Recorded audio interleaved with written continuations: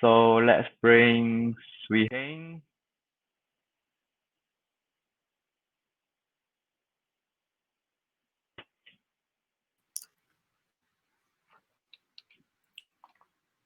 Hi, Swee Heng. Kowa. Hi. Hello, everybody. Welcome to the show. It's my pleasure to be here. And thank you, Kowa, for inviting me here. Thank you, Swee Heng, for being our guest author for episode 6 of Hello, I'm an Author. Ask Me Anything. Today, the topic of discussion will be on engaging remote teams in times of crisis. All right. So first and foremost, thank you everybody for joining us this evening. Right. So let me do a share screen.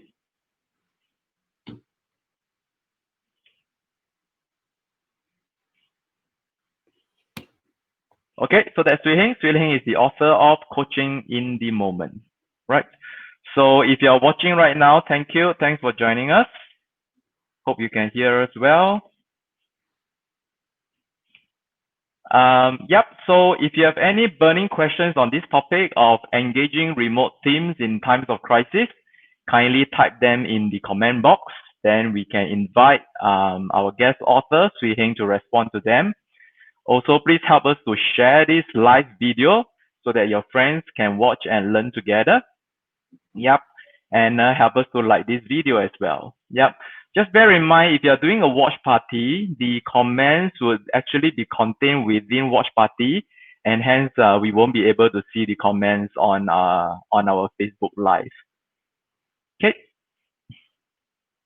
So Swee Heng is the author for Coaching in the Moment. Today we are giving away 3 copies of this book, which is worth $28 each. To viewers who post questions in the comment box during the live session. Yep. This lucky draw will happen offline. We would do the lucky draw offline, and we'll inform you through Facebook message for the 3 lucky winners. Okay. So if you have any burning questions right now on this topic, please post them in the comment box. So a quick intro to Swee Heng. Right, Swee Heng is an ICF certified professional coach. He has attained the level of PCC, which is Professional Certified Coach. He is also a certified team coach with Leadership in Motion.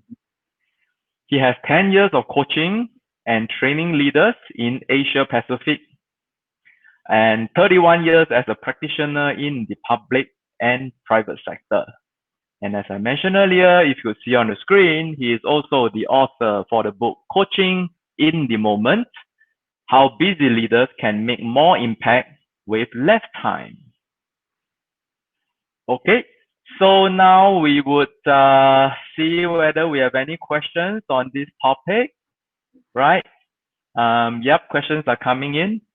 So before we start, I think needless to say, we are in unprecedented time right now with the COVID-19 pandemic.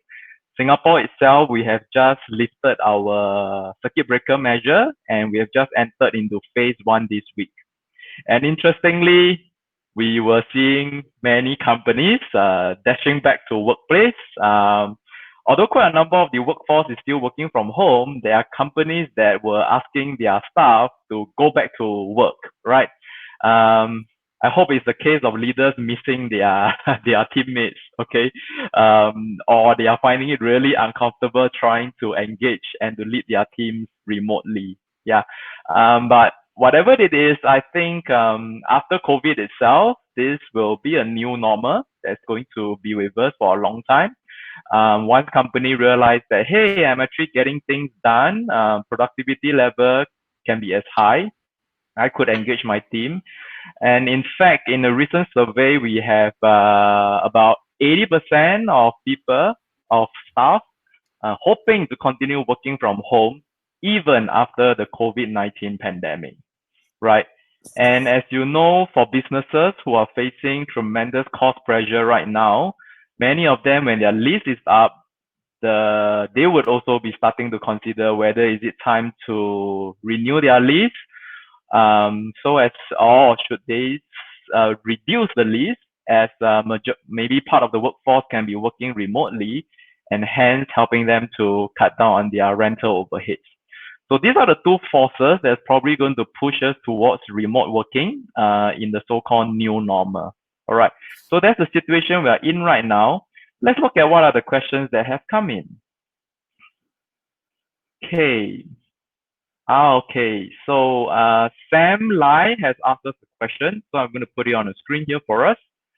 So Swee Heng, Sam has this question: how can we help our teammates if we suspect they are suffering from cabin fever? Over to you, Swee Heng. Right, that's an interesting question.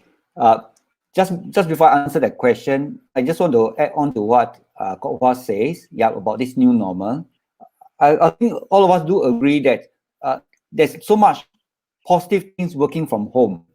And for the last 2 months, I believe a lot of people in Singapore, and not only in Singapore, this is a global phenomenon, whereby people are now beginning to enjoy working from home situation. Multiple reasons, chief of which is that they now find there's a personal work-life balance. It could be their own personal life. They are able to do things which they didn't imagine doing. Simple things like going for a morning jog or morning walk before work. In the past, this time is basically spent in the traffic jam, in a commute. But now they have this new time available, 1.5 hours or 2 hours available in the morning. And for parents, you can literally see your children grow up. As long as you're able to manage those times. So I do think, as many of the listeners probably will agree, is that this is one of the change management that is relatively easy to execute. Why do I say that? In change management, we always have pushback. We often have resistance. Right? This is one change management that's easy to execute because employees, like what Kok Hua says in surveys, 8 out of 10 people or employees prefer to work from home. So you have the preference to work from home, right? That's from the employees. And bosses, if you are the boss and you are responsible for the top and bottom lines, real estate, as you know, right, is always one of the major cost items. Right? Besides your land lease or your office lease, the other one is a human resource cost, right? Your salary cost. These are actually the two biggest costs in any organizations. Now you have the potential to reduce one of the major costs, which is the office cost. So bosses once said, employees once said, now you have two hands to clap. The only person I think the only person are probably those managers in the middle who are in a way caught. Right, the managers have to manage the objectives, manage the KPIs, and at the same time manage teams remotely, right? Because your people are not working together in the same place, but they are at home, right? They are in a remote site. So that's just to add on the comments by Kok Hua. I think we are in for a real new normal. Okay, so let's look at Sam's question. How can we help our teammates if we suspect they are suffering from cabin fever? What do we mean by cabin fever? I suppose it is that you are staying at home for too long. What do you think there will be a good interpretation?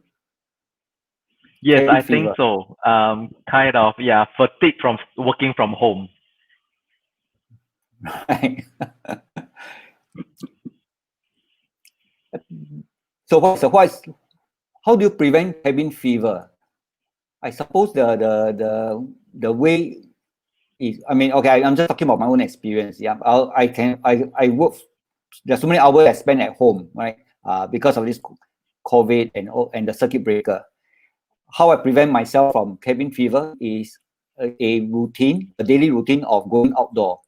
For me, I chose the morning, right? Early morning, about 6:30, 6:45, right? For a while, it is still quite nice and cool and very little traffic to go on a morning walk, if not go on a morning run. And that 1 hour, normally it's 45 minutes to 1 hour. They kind of balance off that cabin fever. So I suppose to prevent cabin fever is to go outdoor. How can we help our teammates? One way is to share our experiences, and then to connect and share about what you do, right, to be outdoor. What's your outdoor activities today? I think if we can encourage our colleagues, our teammates to spend some time outdoor, I suppose that would be one of the more effective method of preventing cabin fever. Sam, I hope that answers your question. Okay. So as a manager, I think what you're suggesting is that we should actually check in and connect with our teammates. And during this check-in and connect, we should really find out how they are in the first place, and then also to encourage them to, I guess they can still go outdoor individually, where exercise is concerned, and breathe some fresh air. I think that would really help them as compared to remaining in front of the laptop from morning till night working on the job. Yeah. And I think if this message comes from the leader, it would really be reassuring for the teammate, because otherwise they may be thinking that, hey, my boss may think that I'm skiving. Right. Yeah. If you're watching us now, we are now with Swee Heng, who is the author for Coaching in the Moment. Yep. And our topic for this evening is on engaging remote teams in times of crisis. So if you have any questions for Swee Heng, kindly post them in the comment box. So just a reminder, there will be 3 lucky draw winners at the end of today, who will walk away with a copy of Swee Heng's book, which is Coaching in the Moment. Yeah. This is only reserved for those who ask questions in the comment box. Okay. So Swee Heng, we were speaking that this is probably going to be the new normal. Yep. Even after the COVID situation is over. Yeah. So obviously from the teammate side, like what Sam said earlier, they may be suffering from cabin fever. Okay. From the team leader side, what do you think are some of the key challenges that they will face when they are trying to engage their team members who are all working remotely? What are the challenges faced by team leaders when your people are working remotely? Yep. Yes, and you're trying to engage them. Yeah. One of the challenges I believe comes from the our mental model of what a team leader is. When we talk about team leader, we think in terms of a team pyramid. Yeah, I'm not thinking of a pyramid whereby the manager or team leader is at the top of the pyramid and everybody else, the team members, are at the bottom of the pyramid. And we are always using this for, I suppose, hundreds of years, right? Because the such hierarchy actually comes from as far back as, I don't know, European history, started from a military actually, many years ago, hundreds of years ago. So we have always used this pyramid to manage. Yeah. And the team pyramid basis is that the most competent person is the manager, right? The most competent person is a leader.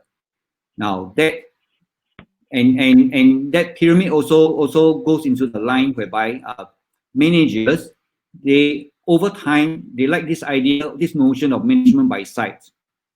This is what we are also used to, right? That's why remote work is something which is not normal before COVID, right? We're talking about pre-COVID days. What's normal is meetings, and meetings are in-person meetings. If I can see you, I can see you working, right? That's management by sites. Even for us in our own meetings, right? I mean, you want to meet someone for a cup of coffee. Usually is let's meet up. So we do a lot of in-person things, but now it has changed. It's no longer management by sites. The manager don't have the ability to see the person or see your team members. Now it is management by trust. The person at home answering the call, maybe participating in the Zoom meeting if you hold it, but then after that, there could be question marks, right? If there's no trust or lack of trust between the team leader and the team members. So I think this one of the first challenge really is a trust issue. So what is the trust level? If there's very high trust level, then I think this is probably less of a challenge because we kind of trust each other that when we say do something, everybody's, your people are going to deliver. So the challenge is, one is on trust. The other one is the expectations of the leaders. What are the expectations of leaders? And most leaders like the idea that they like the team members to be proactive. Now, when you are together in the office, you might be lack of proactiveness, right? I'm talking about team members, but because I can see you, I can just go to you and say, "Hi, Joe, can you do this for me?" Or "Have you done this?" Right? You can actually check in quite easily. Check in as in check in on how things are going quite easily. So it kind of takes away the need for the employees to be proactive because there's a leader that's kind of hovering. And it's so easy, right? It's so easy, yeah, because by sight, but when this is taken away, employees working at home, you don't have that. The proactiveness is now not on the leader. The proactiveness is now on the employees, on the team members. Now that is a challenge. If they are not proactive when you're managing by sight, how can they be more proactive when they are out of sight? I think it requires a lot of magic, right, for that to happen. Yes. So that's about proactiveness, and I think this is one of the challenges faced by leaders. Say, how can my team member just to have more initiative, be more proactive? Why does it need me to go and press a button all the time? And then the other one is about the communications. It's so easy when you're together in the office, in the workplace, to communicate, because communication, as we know, is more than words, right? There's also the body language, the behavior, things that you can observe and see. But when these are not taken for granted, these are now, you don't have it. You're all communicating via Zoom, but it's only during certain times. But what about off times? So the communication then becomes difficult. And communication, most of the time, when you're managing by sight at the workplace, is typically initiated by the leader, right, by the manager. But when you're operating remotely, what is required is everyone to initiate the communications wherever there's a need, right? It could be a need for update. The manager don't need to go and ask. Right? The team members should be the one to automatically say, yeah, there's some update, I should update my boss or update the rest of the team, right? Taking the initiative to communicate. But because there's lack of this okay, I suppose it's just the proactiveness, or whether there's also the lack, or maybe it's because of the environment, right? The leader didn't create this kind of environment of auto report, auto to auto give an update. It doesn't create the environment, doesn't create expectations. Then when you are being like COVID, every teams are being forced to work remotely and expected to be different. I think that's a big challenge. And because of COVID, leaders and teams don't have the time to prepare, right? I mean, you can just imagine when it was announced, right? Very quickly, 2 days, 3 days later, we're going to have a circuit breaker. There's no time to prepare. So in a way, all of us are being forced into that situation. Those are the challenges faced by leaders. Yeah. I mean, essentially, mankind is now undergoing through the biggest change management exercise in our history.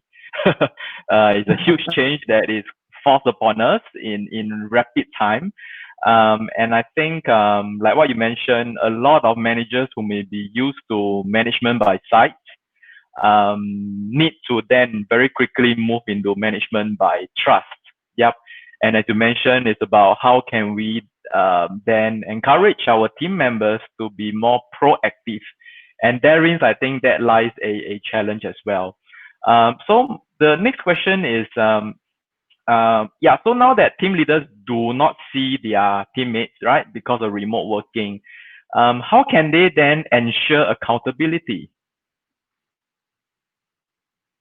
That's an excellent question. Because accountability, I think that's a very important requirement in getting work done. It's all about accountability. Without accountability, then things may not be done. So accountability goes at all levels. Right?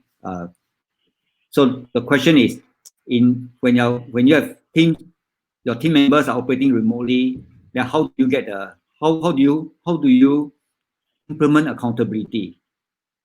I would say before accountability, there's a key area that we need to talk about, and that's alignment.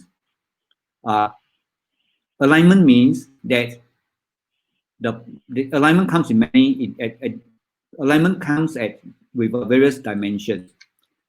One alignment is alignment with my personal views, alignment with my professional views, alignment with the team, alignment with the organization, alignment with the business, right? I mean, think of alignment, yeah.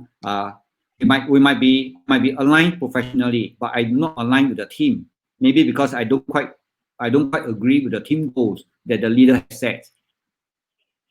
The moment we have lack of full alignment, then there is a question of, if, for example, ourselves, if we are not aligned with take example, is a team goals, the team objectives, then it's going to be very difficult for us to at the same time say, okay, I'm going to be accountable, hold me accountable for this particular objectives. Because in the first place, I'm not agreeing, right, that this is the best way to move forward as a team objective. So if we really want to have a strong accountability, I believe the first thing is get the alignment first, right? I mean, in other words, get the agreement, get the consensus. In fact, consensus is probably not great. It is getting the full agreement, and then when there's full agreement, I believe accountability becomes easier, right? Because if I fully subscribe to these team goals, I fully subscribe to this plan, then I'm motivated to make sure it is done. And when you're motivated to make sure it's done, you can hold me accountable. You know, hold me accountable, I will get it done, right? Because that motivation comes from within, yeah. And that within it comes because you're aligned, right? You agree. So I think this is where leaders, is something for leaders, team leaders to think about. While you want accountability, before that, are you getting alignment with your team members? If they are not aligned, then you need to there's a gap. There's alignment gap. So you need to close the gap so that everyone is aligned. So that I think there's work to be done in this part, getting alignment, and it's something which I don't think a lot of leaders consciously do that. A lot of leaders go along the line that silence means consent. If nobody is picking up, I take it that there's agreement. Now, is that an assumption? Right? Especially in our kind of context, right? In Singapore, in many parts of Asia, employees may not agree, but then they don't speak up. That is one of our problems. Even when we are managing managing our teams in person, right, face to face, management by site. Right. We are not able to get our employees to all speak up, right? This is something which I always find. I mean, there's always this joke that's going around, right? That in a meeting, our team members are very quiet. They seem quiet and seems to be agreeable until they go out from the meeting room. You can then hear all the noise, all the disagreements, all the different views. Yeah. So someone says the best way to know whether your team members agree or not is meet them in the pantry. Hear what's going on in the small talks. Right. Okay. Thanks for that. Yeah. It's a challenge, right? Yeah. Silence doesn't mean alignment. Yeah. So I think the question is then what can be done to lift it up, right? To surface this so-called lack of commitment or lack of agreement. What can be done to surface this out? I think if you can surface it out, you know the gap, and once we know the gap, there's always a good chance that, okay, how do you plug the gap? Right. Okay. let's hold on to the thought. For our new viewers who have just joined us, I would like to invite you to post your questions to Swee Heng in the comment box so that we could respond to them. Our topic for discussion today is engaging remote teams in times of crisis. Yep. And 3 of you will walk away with a lucky draw prize of Swee Heng's book, Coaching in the Moment. Okay. So let's go back to the earlier point about, I kind of realized there's actually 3A, yeah? Alignment, accountability, and finally achievement. I just thought of that. So obviously in the area of alignment, when a leader is facing gaps, yeah, whereby the teammates are not aligned, either like what you say, personal, professional, team, as well as with organization, yeah. Can you share with us some quick tips of what leaders can do to help surface these areas whereby people are not committed? That's a great question. At the macro level, is that the question is, given a new situation, right, the new normal, and this new normal, what we say that COVID might take 1 to 1.5 years, right, to be fully solved because of the vaccine. Once the vaccine is out, things can be really like our influenza, right, our common cold. But I think that the question is whether beyond this period, or this 12 to 18 months, whether this new normal is really here to stay. And I think by all accounts, it's going to be here to stay.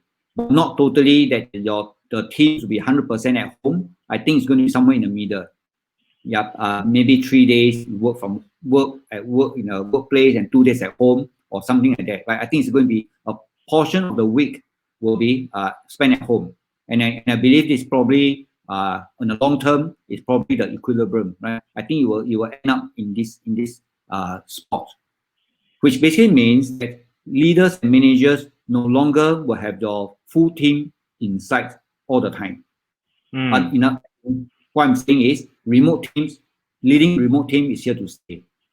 If it's here to stay, then I think the question is, will the old skills or will the existing skills you have be good enough to lead remote teams? The answer is probably no, right? That because of new situation, new skills are needed, right? And leading remote team is not like common, right? I mean, it's not like everyone is have the ability or opportunity to lead teams remotely. It's only a small percentage. Those who are doing regional work will probably have the opportunity, but majority actually managing the team in person at the same workplace. So the bottom line I'm saying is that new skills are needed. Which it's going to be very difficult to recycle old skills and try to fit into a new situation. I think it's actually tough, and that goes with the team pyramid, right? The team pyramid mental model that I just said. If you keep thinking about the team pyramid, that the manager is the most competent, and that's why you are the manager, and then the rest of the team members are, we use the word subordinates, right? I mean, it's one of the terms we use, subordinates, subordinated to you, right? I mean, it's a kind of now when I say this word, it's very strange to me, but we use this word all the time, right? Who are your subordinates? But in a remote team, to use the team pyramid on the remote teams, I think there is going to be issues, right? Because team pyramids presuppose that the leader is the most competent, yeah, and is above everybody, and then is holding on to the influence, holding on to the power, holding on to the team ownership. Everything is held by one person called a manager or the leader.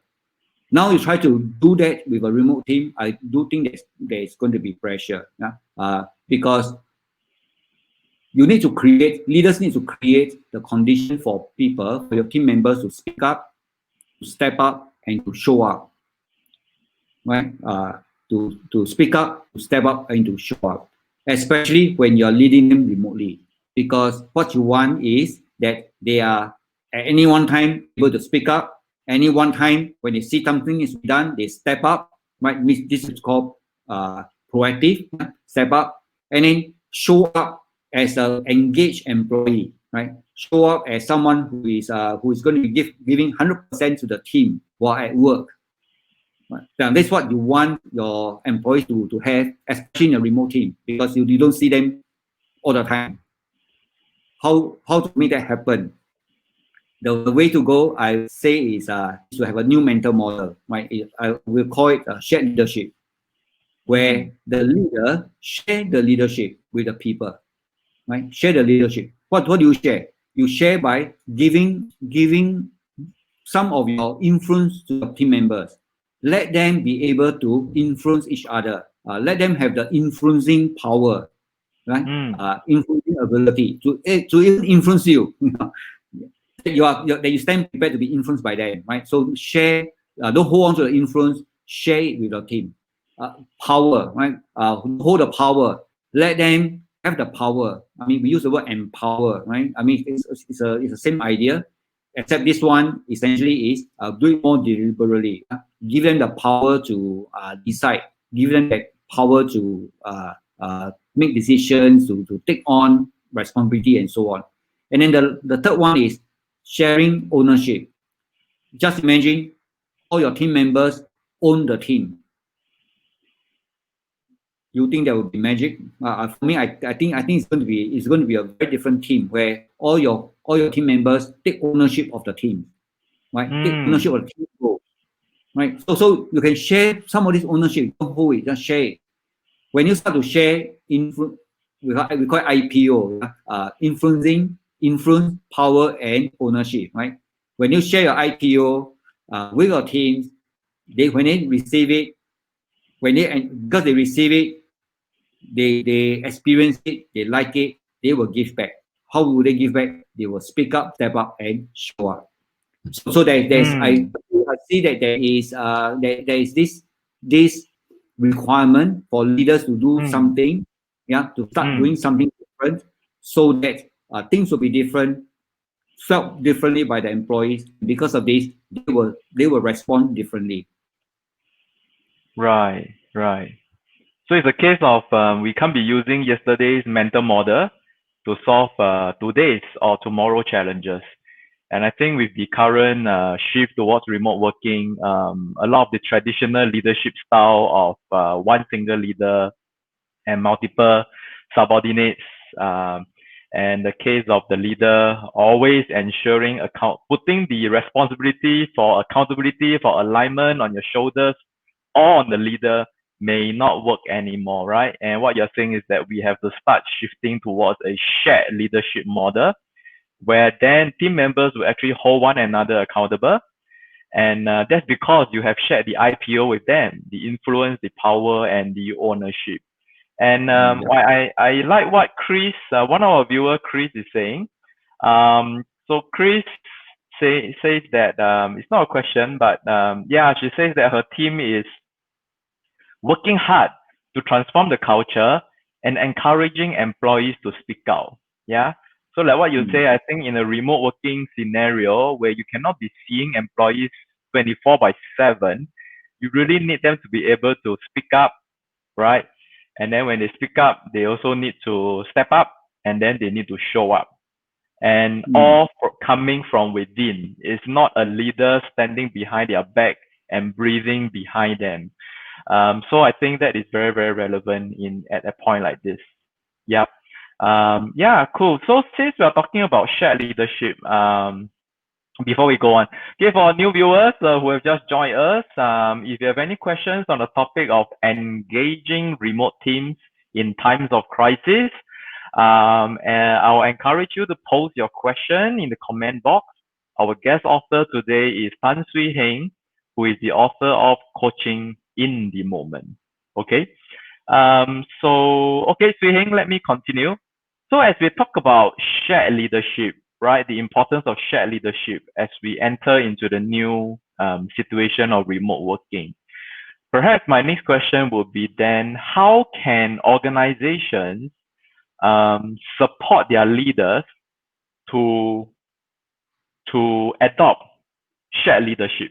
Is there anything that organizations can do? Yes.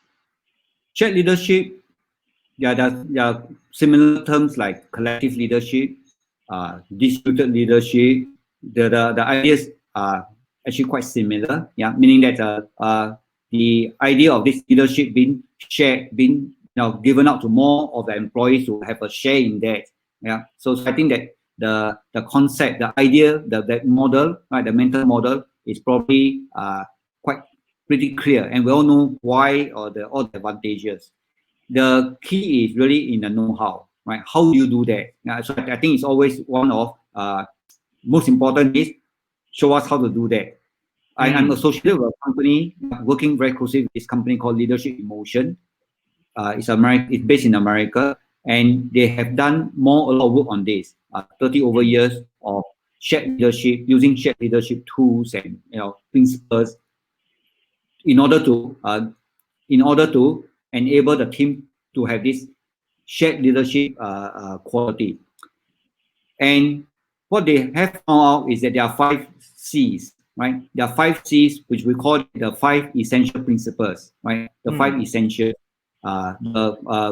principles is a discipline, right? 5 essential disciplines. Disciplines by definition means they're practices, right? It's a discipline, which basically means if you practice, you're consistent, you will get that culture. Chris just now in the comments, talk about the culture. So how do you get a culture? So we talk about the 5 C's. First is connect, right? Connect. Unless the team members are connected at various levels, I explained just earlier. Yeah, they're connected as a person, right? They're connected personally, connected to the team, connected to the organization. Unless there's a connection, shared leadership will not happen. So you need to have the practice, the discipline of strengthening that connection, right? So it's connect. Second is alignment and contract. Right? The C is in the contract. This contract is not a legal contract. Yeah, this contract is basically a term whereby you say that okay, if we agree to, if we are committed to get certain things done by a certain time, right? There is a contract actually, right? Yeah, that I have my expectation. You have expectations. I'll do what I can. I'll do what is needed. You do what is needed. So there is that contracting part. And shared leadership, by definition, that everyone is owning it, running the show, owning it, taking charge. All the more that you need to have this mutual contract, right? Which comes before contracting, comes the stage of alignment. So alignment and contract. Third discipline is collect. Collect. We're talking about collective wisdom, collective intelligence. Shared leadership thinking is that the intelligence or the wisdom doesn't come from one person called the manager. The group, the team members all have the wisdom, right? They have implicit, they have tacit knowledge. They have lots of experience. So there is this group wisdom, group intelligence that can be tapped. So by tapping this, by collecting, you are also involving, right? And we know when you're involving others, there's a strong sense of buy-in. So there's collect is the third C. The fourth one is collaborate. Shared leadership, everyone needs to collaborate. I mean, you can say it's teamwork. Yeah, I think that's the important part. If you're not collaborative, if you don't practice collaboration, then it's not going to work. So you need to deliberately have a deliberate practice, a discipline of that. And last one is challenge, right? The last C is challenge. If you do not challenge, right, this challenge comes from there are several dimensions of challenge. It could be about the team challenging themselves to do better than what they are now. Because shared leadership means everybody wants to be better, right? So they challenge themselves to be better tomorrow than today, right? So there's this inner desire to be better, right? Now that is one way of challenge.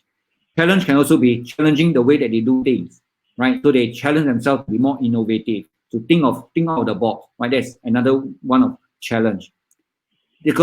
Challenge can also means that the ability to challenge the boss. Right. I mean, in shared leadership thinking is that knowledge is not only, the boss does not have all the knowledge, and we all knows that, especially with the internet, right? And In fact, sometimes you not say sometimes, most times team members know more than the managers, right? Yeah. So the ability for members in the team to challenge each other, that is an important part of the discipline, right? Otherwise, it becomes too top down. So when team members are able to challenge, what we are saying is that everyone is able to give their best, right? Because you have the best ideas, you may have ideas, but then when we start to challenge each other, then our mind become more open. We learn more things. Yeah? So that when it comes to challenge, the other side of it is being open to be challenged. Now, that will be an important element, right? It's an important discipline. So these are the 5 C's that if any team can or organization can practice these 5 C's, then your team, then the organization or team effectively will have a shared leadership culture. Wow, okay. I like what I'm hearing. So it's about the 5 disciplines of shared leadership, which you have shared with us. And it also ties in with what Gerald has shared with us through his comments as well, about forging a culture that employees feel safe is very key. I think especially the last C where you talk about challenge, yeah. I think in most organizational contexts, this may be lacking because teammates typically feel that they don't feel safe enough to challenge the status quo, to challenge their leader. They feel that they would be, their performance may be affected if they were to challenge.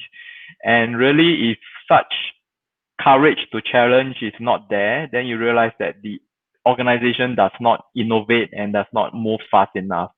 And it also lies in the factor of what we say, the psychological safety.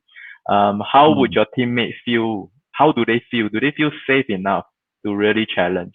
And when you hit that stage, which exactly what you mentioned, the 5th C, right, of the 5 disciplines, I think you would have achieved a very high level of shared leadership.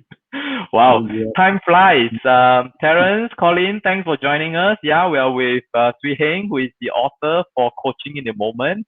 And our topic today is engaging remote teams in times of crisis. Yeah, if you have any questions, please post them in the comment box.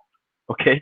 If you could key in your question now, I'll probably be able to pick it up. Otherwise, we are going to end our session pretty soon. Yeah. Let me see. Okay, so Swee Heng, so we started the session talking about some challenges that team leaders would face when trying to engage their remote team. Let's end our session on a higher note. My question is, what opportunities do you think will open for remote teams who have successfully adapted to remote working? Oh, that's a brilliant question to top off this discussion. I think the one of the key will be the competitive advantage, where a leader is able to manage the team remotely and doing a very good job in that. Competitive advantage because to who? It be competitive advantage to the organization. I think we read today's papers. Yeah, some organizations they have been in a way penalized by MOM for requiring all the people to go to work. Yes. Right. Whereas other organizations are already into remote teams and very comfortable with that.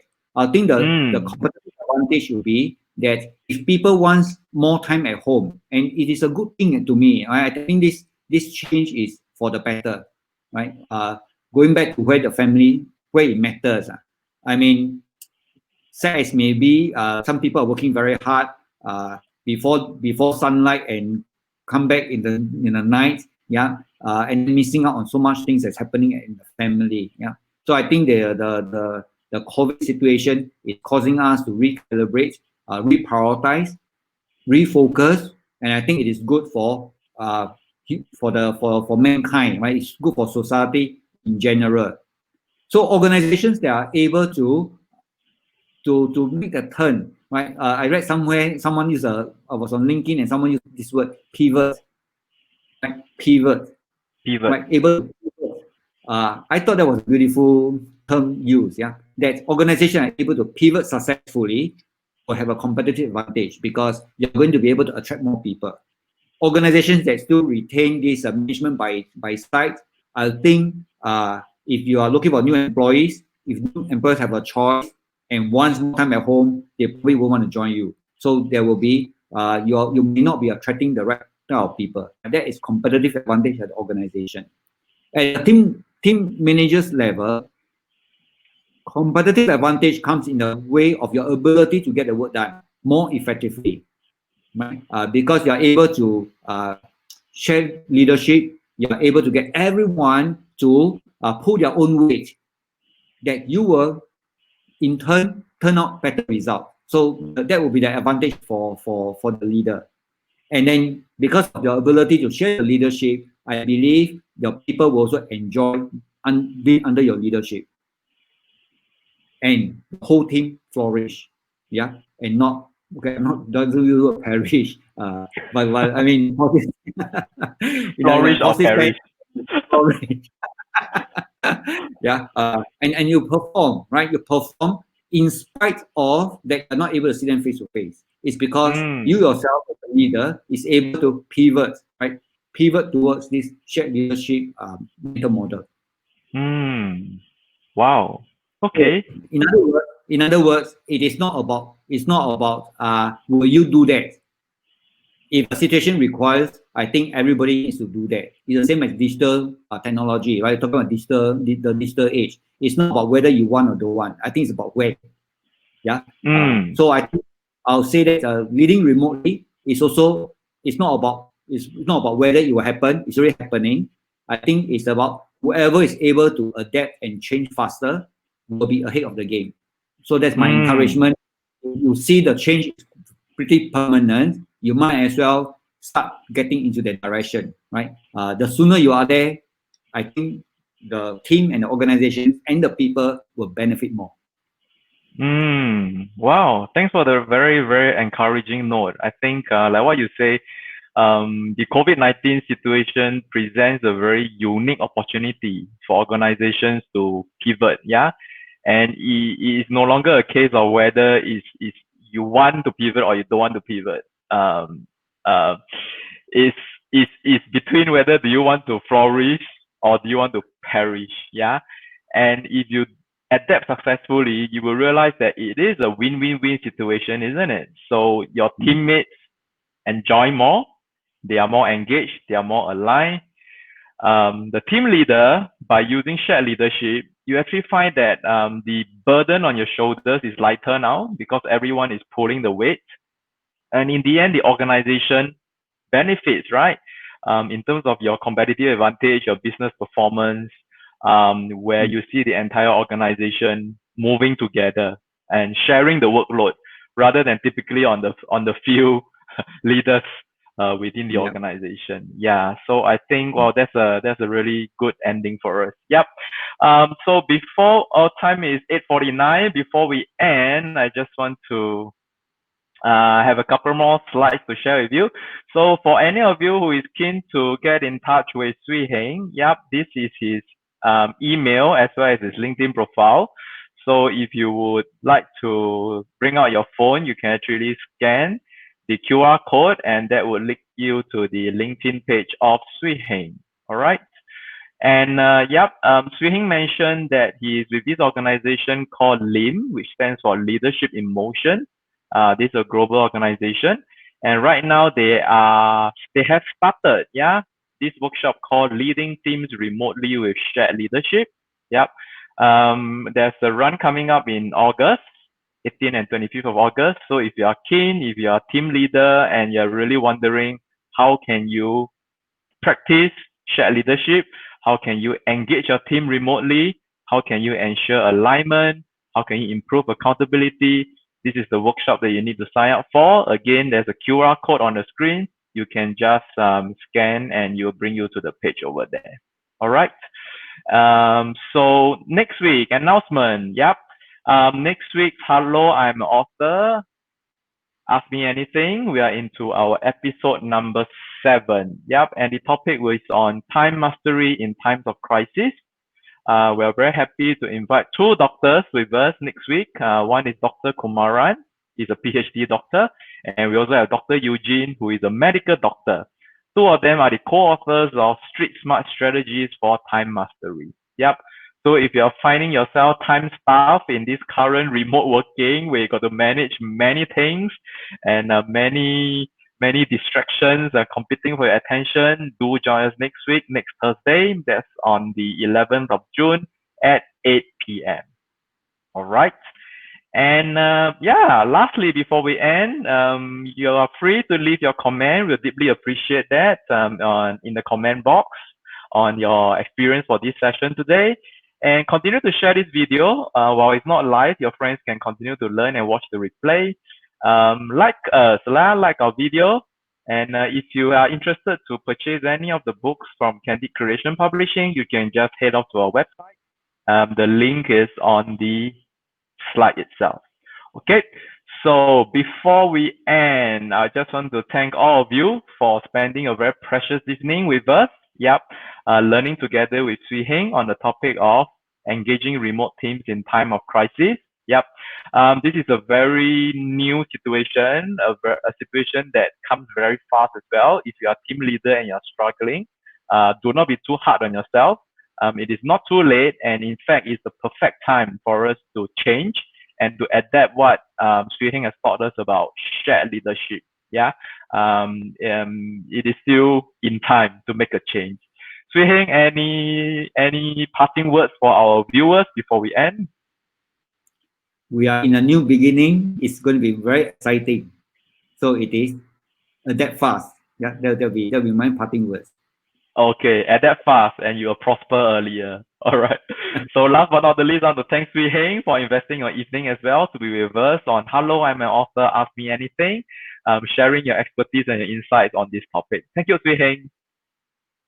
Thank you very much, Kawa. Welcome. Goodbye, everybody. See you next Thursday, 8 p.m. Bye-bye.